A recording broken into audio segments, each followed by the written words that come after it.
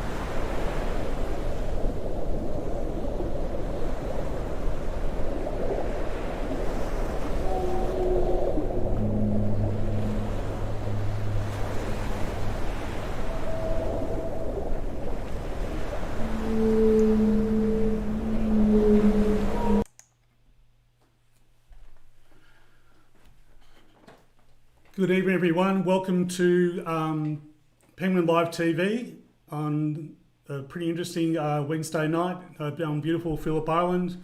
My name's Tom, so I'll be your host tonight. And we'd like to welcome all our visitors, both new and the regulars.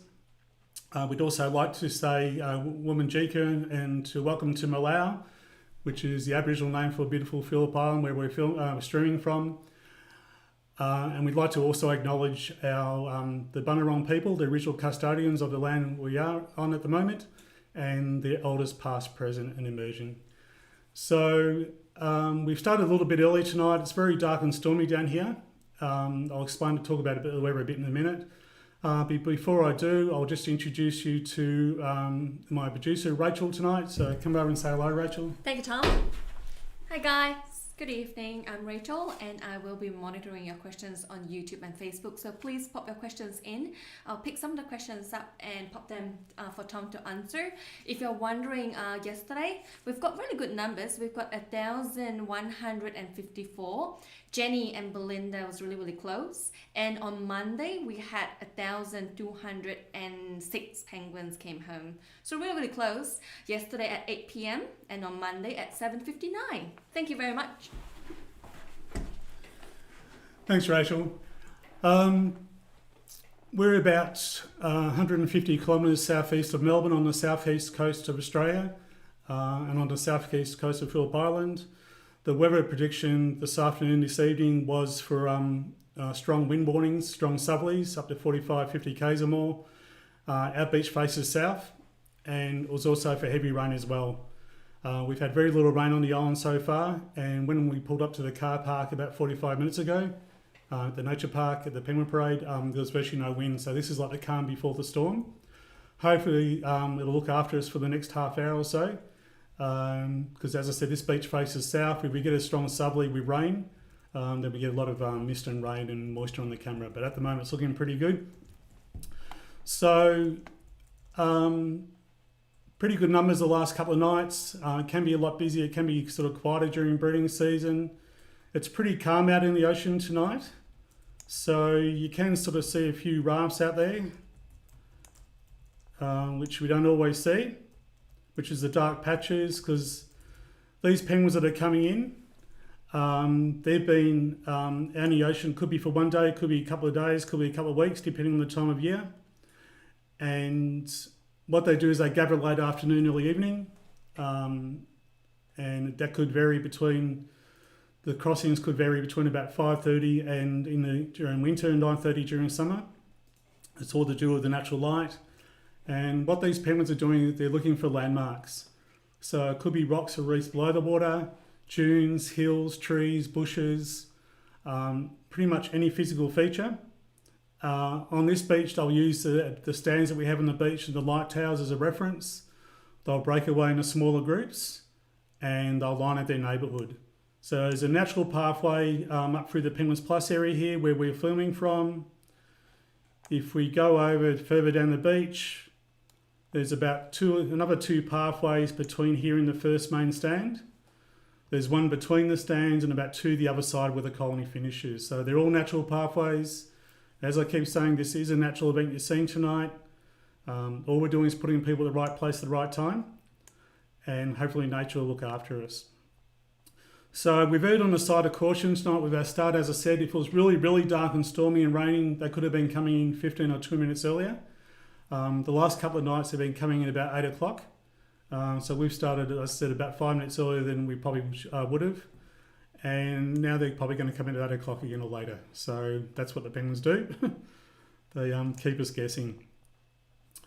So I had all these stories lined up tonight because I thought with bad visibility I was going to have lots of tell lots of stories and answer a lot of questions, a lot more than we usually do. But we'll see how we go. So we haven't had any penguins on the water's edges yet. So what I might do, I might tell you one quick story, which I often tell to young kids when they're visiting the parade on the beach. So when you see the main stands down the beach there, we have an area roped off on busy nights. Could be up to about 7 metres out into the sand off the beach there, off the stands there. And once we set the beach before the doors open, we keep everyone behind those ropes. Many years ago, when I was a very young boy, about 4, 5, 6 years old, when the families and people came down to the penguin parade, they used to let the families and kids play on the beach before the penguins came in. And so when I was about 5 or 6 years old, I was down on the sand there in between the main stands, and I made a sandcastle like that, and I put a hole down the top like a little volcano, which is what I did as a 5 or 6 year old. They kicked us off the beach before I could knock it down, and there was thousands of people here that night. It was the middle of summer, it was big crowds, and the penguins came up the beach, as you'll see when you're here on this beach here. And one of the penguins went up the side of the sandcastle and went down the hole. And all the crowds going like this, and they're all shocked. And I was trying to dig myself into a hole on the beach. I felt really guilty. I thought the chicks are going to starve, the penguins are going to starve. And a few minutes later, all the sand went flick, flick, flick. The penguin dug itself out, and thousands of people clapped and cheered. But I didn't come back for a long, long time after that. And now I've been working here for 14 years. I've been making up for it ever since. So just a little story to get us going. As I said, I haven't told that story on the streaming before, but it is featured in my sort of, we visit a lot, especially young kids. Gives the kids something to do for a while we're waiting for the penguins, and like we're waiting tonight. So, as I said, it is breeding season. The penguins are pretty keen to get home. We've got a sort of medium tide tonight, sort of medium high tide, medium height tide. It's hard, it's a bit of a tongue twister. And it looks like we've got quite a few seagulls down there as well. And we've got some penguins crossing the beach. Did they say penguins on the board? Penguins, okay, sorry. Just. Okay, we've just started. So we'll just zoom in. We've got a bit of rocks on the beach tonight. This is a surf beach, so the surface of the beach changes from day to day. Sometimes it's all sand, sometimes there's lots of rocks. These penguins can jump up to about their own height, which is about 30 centimetres, 33 centimetres. So they can get over this sort of rock platforms pretty easy. But it's a bit of an obstacle course tonight, so it's going to slow them down coming across the beach very slowly. So it's going to be a while before we get a start, and it's going to be a while before they hit the dunes and where we can get even closer look like over there. But so not all the beaches on this peninsula where the colony are sand.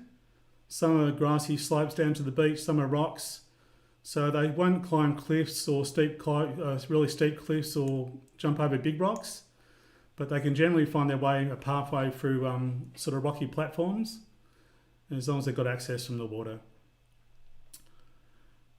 But even at this time of year, they're pretty heavy. A lot of these penguins might be carrying eggs, they might be carrying food for their chicks, and so it just makes that a little bit harder crossing the rocks here when they're with the platform. So I think once they start crossing the beach, I think we'll be watching them in the colony a bit more tonight, because as I said, it's a very slow pathway across the beach. Pretty much every other night I've worked the last couple of weeks doing the streaming. Being breeding season, they've been zooming across the beach because they're very keen to get home to their partners and eggs and chicks at this time of year. And they're a little bit early tonight, not too much. Pretty much the same time, even though it was dark and stormy. As I said, if we do get heavy rain and heavy cloud and whatever, they'd be a little bit earlier. So there's no family groups as a rule in these groups coming across. There's no natural leaders. It's all down to personality. So if you get a few brave ones, I'll drag the group across. If you get a few brave ones, I'll drag the group back. The rangers counting the penguins, which is John and Kerry tonight, and which I usually do about once every 2 weeks, and Rachel does as well. Waiting until they get halfway across the beach, and that's when we call the start. And then once we start counting them, the start time, then we count them for 50 minutes each night, which we've been doing for over 50 years from the same position. And that way we can compare last night to last week to last year. So we're comparing apples with apples. So as I said, the start pretty much would have been pretty close to the... Now. Yeah, so virtually the same as every other night. As I said, we thought it was going to be really dark and stormy. So now they're putting down the accelerator once they clear the rocks there. They'll get into the dunes here. When they're on the beach and the rocks, they feel nervous, they're exposed. Even though all the large birds have gone home, the birds of prey, they just feel very nervous and exposed on the open rocks there. So they'll usually cross the beach as quickly as possible. Once they get into the rocks and dunes here, they'll feel safe. They'll stop, they'll rest, they'll preen their feathers, and gradually they'll make their way to their burrows and homes. And they're just taking a bit longer to get up to the ridge here as well, so they're keeping me guessing tonight, well and truly. They've zoomed across the beach and they slow down again. They must have struck some more rocks on the beach there to slow them down. I'm sorry, Kerry, can you... So it's usually... So if anyone wants to try and guess that first group, it was a bit hard. We didn't get a really overview, but and especially they're all scattered over the rocks there. But if anyone wants to hazard a guess, we'll give you the numbers on the first group shortly. But once they get into the rocks and the dunes here, they feel safe. They'll often stop and rest. They'll have a little pit stop. They'll make their way to their burrows and homes, which potentially could be up to 2 kilometres inland, over a mile. And then they'll get settled outside the burrow and socialise with their partners and neighbours, because these guys don't socialise in the ocean. They scatter. So usually in ones and twos out in the ocean. On land, this is where they get to catch up with everyone. As you'll see, we've got no visitors again tonight. We're only open Friday, Saturday and Sunday for the next few weeks at least, until Melbourne starts opening up.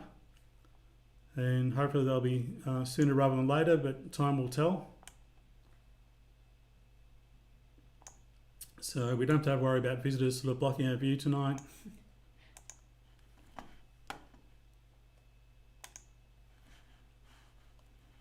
For a question, Tom?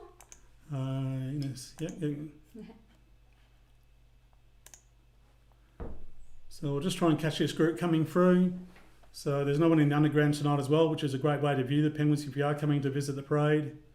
So they're pretty well rocketing home. As I said, they're on a mission at the moment to get home. And as I said, you can see that it's a great view to see that waddling action. For some of you, the regulars would have remembered when I think it was the first or second time I went to this camera last week when I was presenting. one of the geese decided to hog the camera and stay upstage me, and he was literally taking up the full camera, real close up. And then he turned around, and we virtually had a goose eye view of the penguin seeing the goose doing a U-turn and running away. So that wasn't planned; it was all nature, but you couldn't have planned it better if you tried. I should thank that goose because I actually got a chocolate bar for that one. We have sort of a wonderful arrangement segment in our meetings, and because I got upstage and got such a great shot, I got a chocolate bar. So if it happens again tonight, I might get another chocolate bar. So fingers crossed.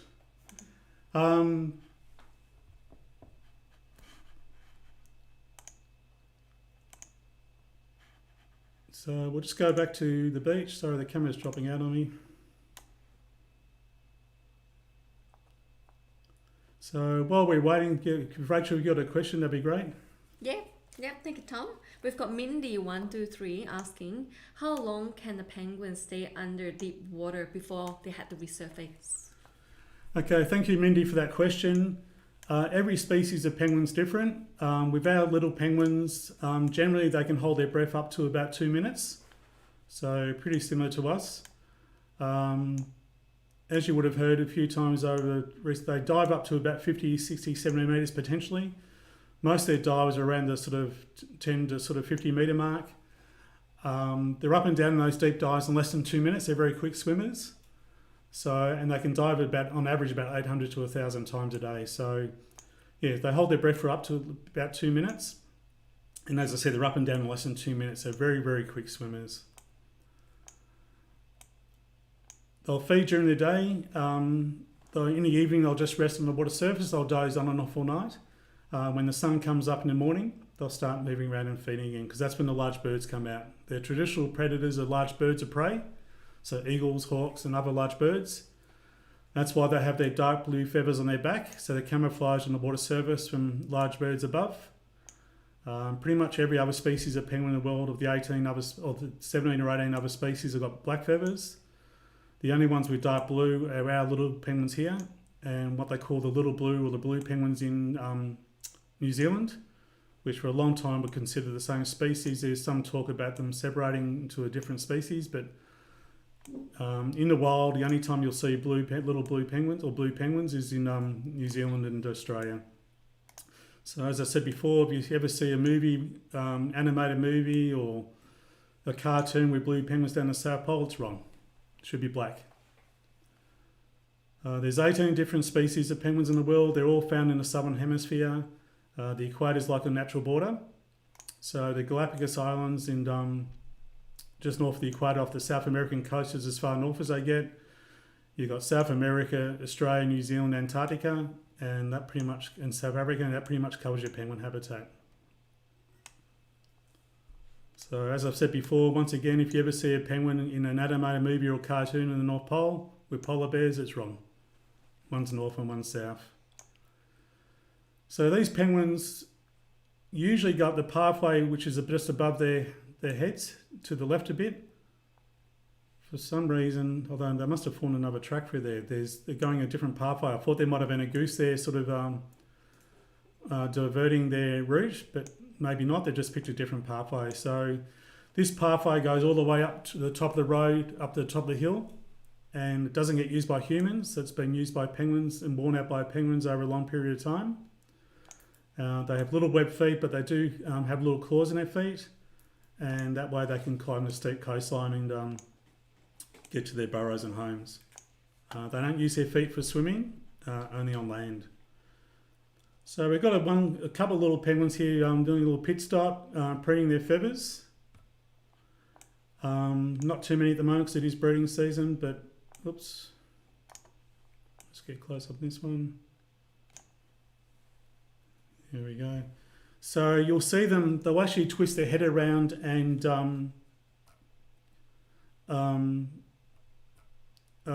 preen their feathers. They'll tie up their feathers with their beak. They'll get rid of any sand or grit. They'll rearrange their feathers. They've actually got a little oil gland on the base of their spine. They'll access that oil with their beak and smear that into their feathers as well for waterproofing insulation. You can see how limber they are. They can virtually twist around and access that oil. As you would have heard before, we really try not to pick up the penguins if we can, unless it's a human-related injury. Propeller cut, fishing line, oil.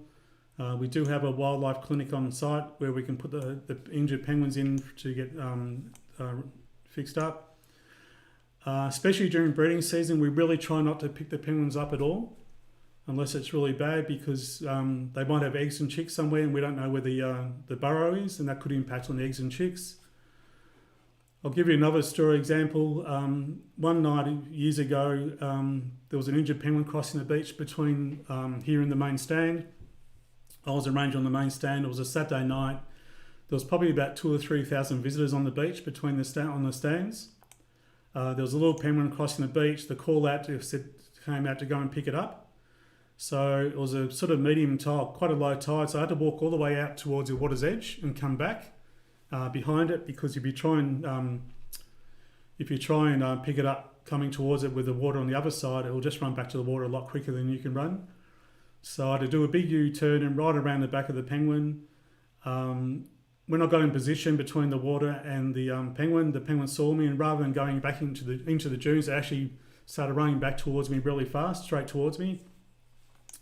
And usually we try and pick them up with a firm grip around the back of the neck, so we're not damaging their flippers, and you have to grab them pretty firmly.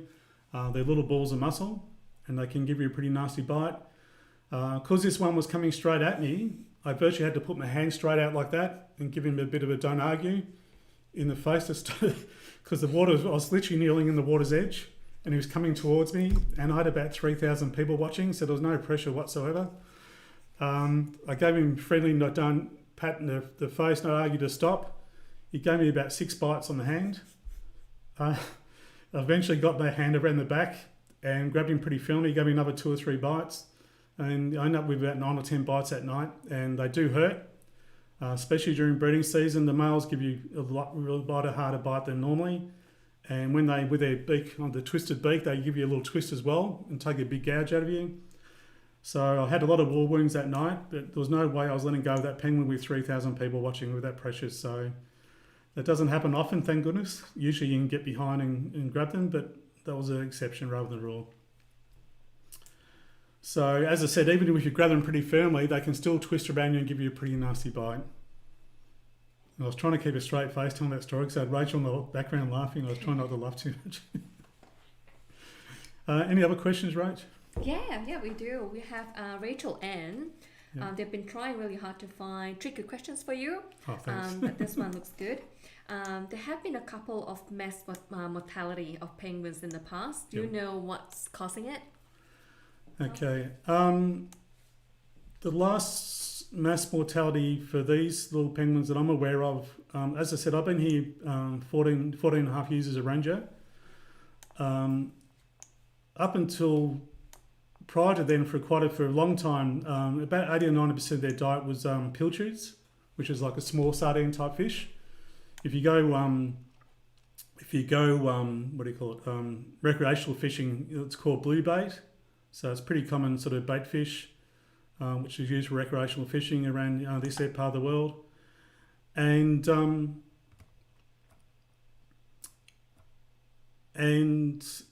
89% of their diet was blue bait. Pilchards. And a few years before I started here, there were some viruses in the local ocean with the pilchards, and it really affected the pilchard stocks for a couple of years. And the numbers dropped off here quite dramatically for a couple of years. This is a few years before I started. And then over the next couple of years, luckily for us and the penguins readjusted their diet. They have a pretty broad-based diet now, pretty much small cuttlefish, baby cooter, baby cod, sardines, pretty much anything that's bite-sized. So they readjusted their diet, which hopefully will stand them in good stead in the future, just with the pressures on the environment in general. And then the numbers came up again, and we've had, as I said, this colony's doubled in size in the last 20-odd years for a lot of different reasons. But yeah, a couple of years before I started, they had a really big scare for a couple of years. Certainly nothing like that in the time I've been here. As I said, that sort of broad-based diet sort of helps. And but having said that, even during breeding season, the food can be hard to find for a couple of days or a week or so. And then the adults will stay out in the ocean longer, trying to feed themselves, let alone their chicks. So even during a very good breeding season, things can go pear-shaped for a couple of days or a week or so. The numbers can drop off quite dramatically, and that's why we know roughly what's going to happen each night. But even during the best of seasons, things can, as I said, drop off quite dramatically, the numbers. But as far as any major event, as I said, that's the last one I've been aware of.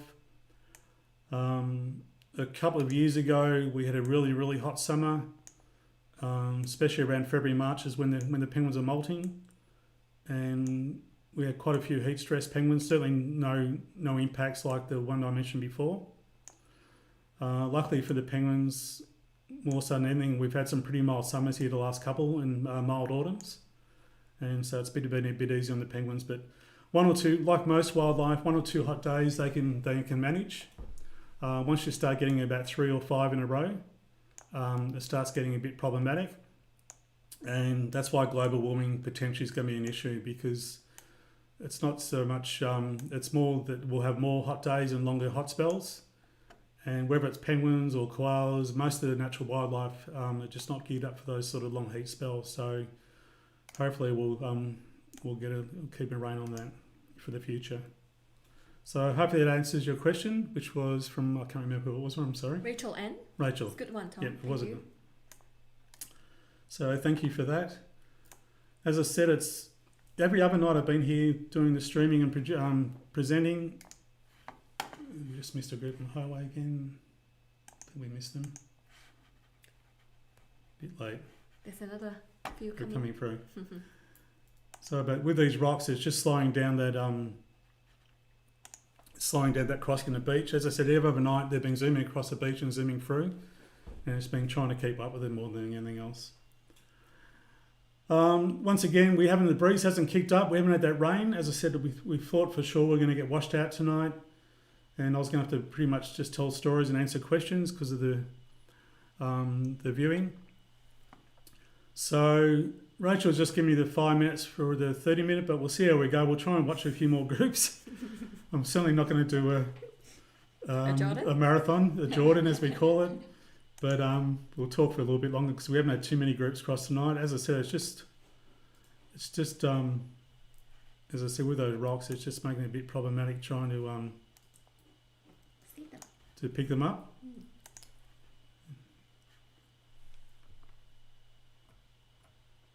So I've got a few more just coming in. So we might take another question if you got one, Rach. Yeah, no, not at all.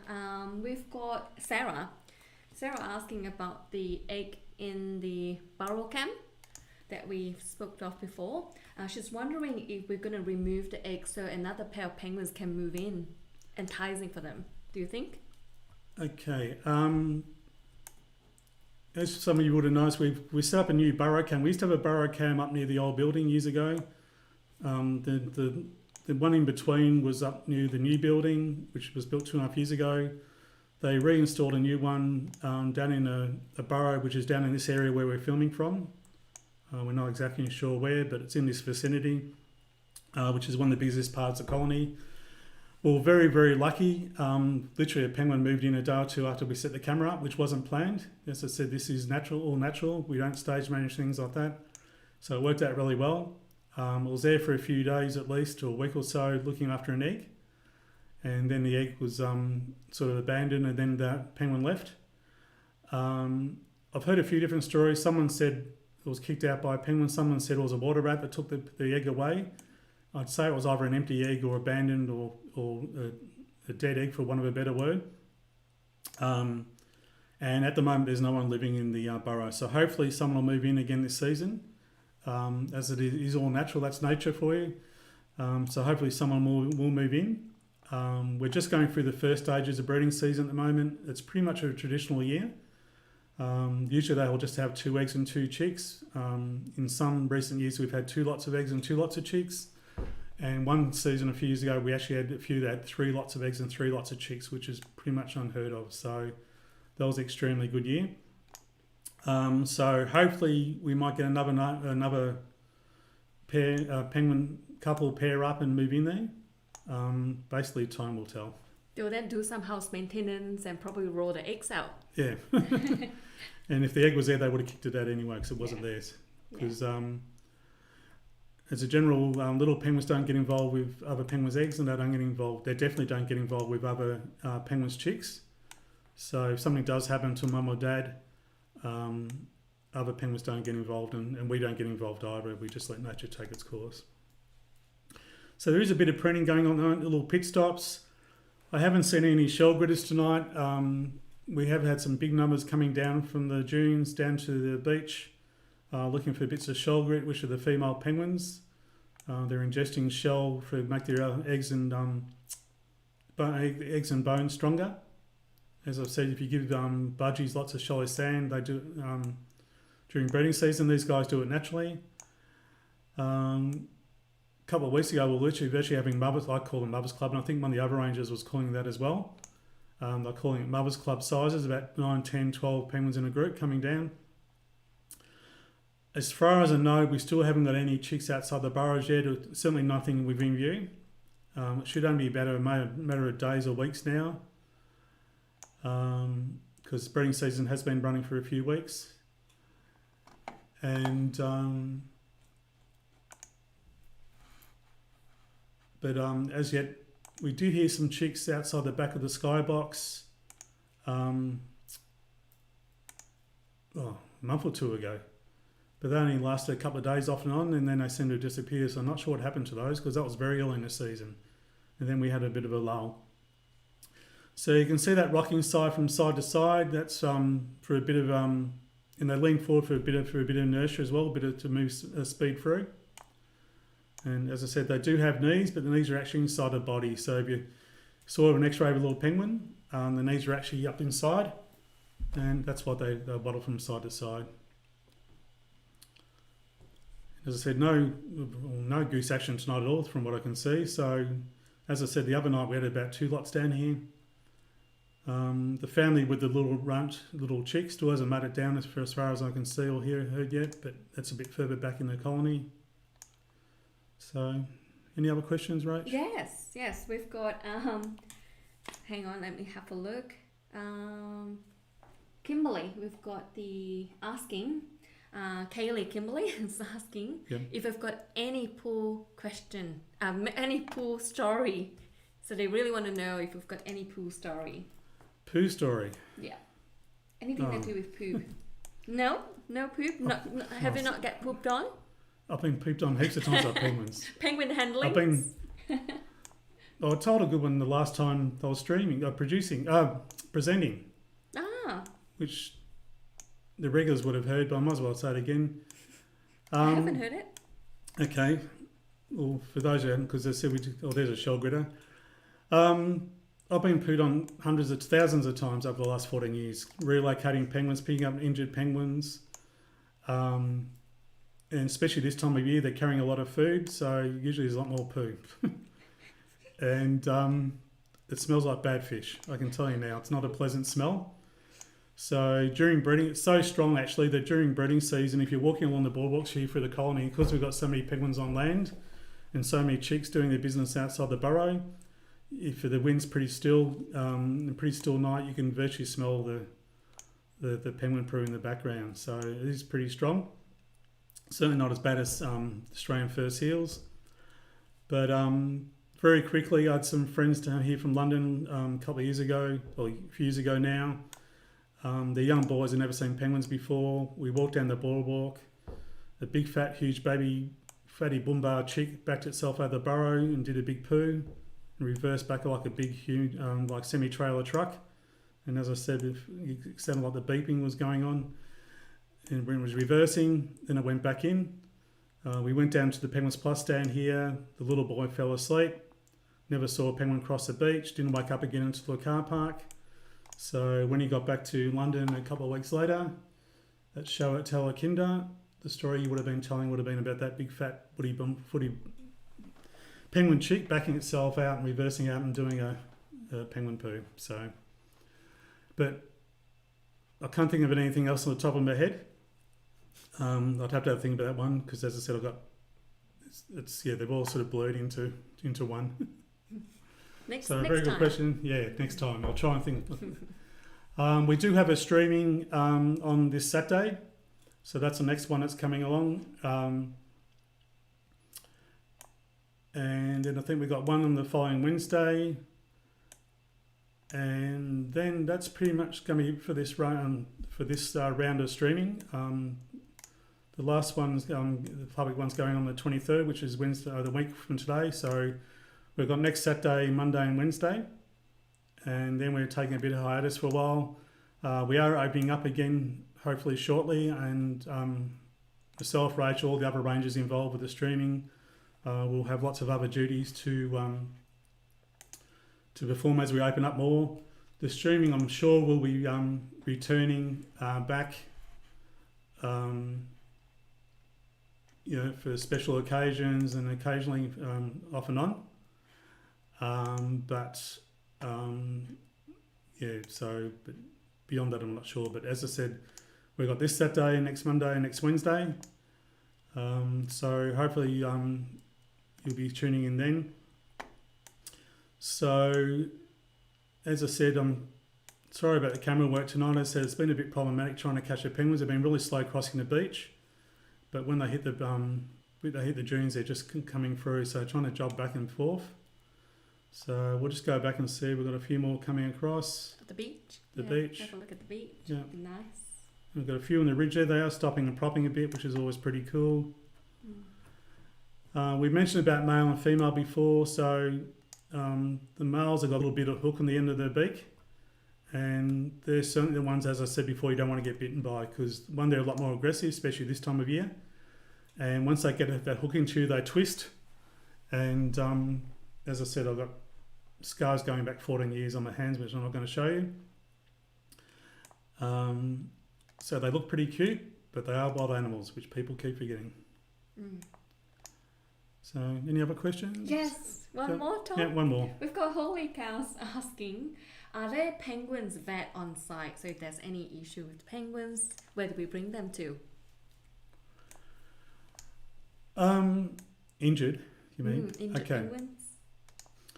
Okay, so there is I'm not sure, I haven't got the number in front of me, but we do have a wildlife rescue number. Where you can ring. Hospital. And a wildlife hospital.